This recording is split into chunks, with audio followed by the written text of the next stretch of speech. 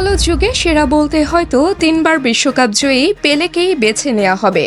রঙিন জামানায় মেসি থাকবেন হয়তো শব্দটা ব্যবহার করার কারণ হলো অনিশ্চয়তার বহিঃপ্রকাশ।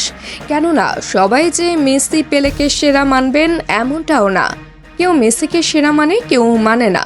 পেলের ক্ষেত্রেও একই কথা। তেমনটাই হয়েছে 4 বিশ্বকাপ জয়ী 2 ফুটবলারকে সেরা তিনেও রাখা হয়নি। শুনে অবাক হলেও এটাই সত্য। মেসি 2 বার ফাইনাল খেলে 1 বার বিশ্ব জয় করেছেন। পৃথিবীর ইতিহাসে তিনি সেরা ফুটবলার, এটা মানতেই হবে। কিন্তু কখনো যদি এমন হয় যে মেসিকে সেরা মানছেন না কেউ একজন, তখন হয়তো একটু অবাক হতেই হবে। আর সেই কাজটা করেছেন ম্যান ইউর সাবেক তারকা ফুটবলার রয় কিনে।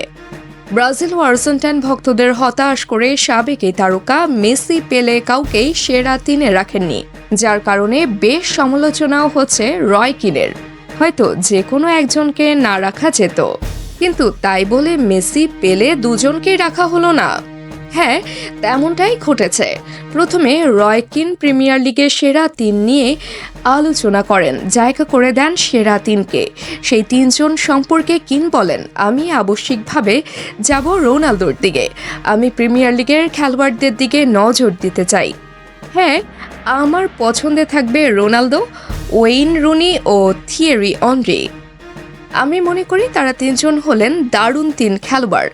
সেরা 3 বিশ্ব ফুটবলেও রাখেন রোনালদোকে, যিনি কোনোদিন বিশ্বকাপের ফাইনালও খেলেননি।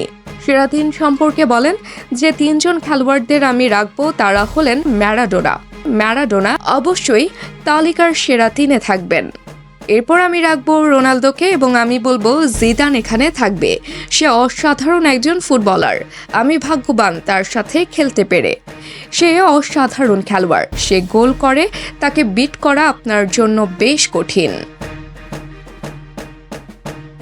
তাবাসসুম হক, আনিকা, কিম স্পোর্টস।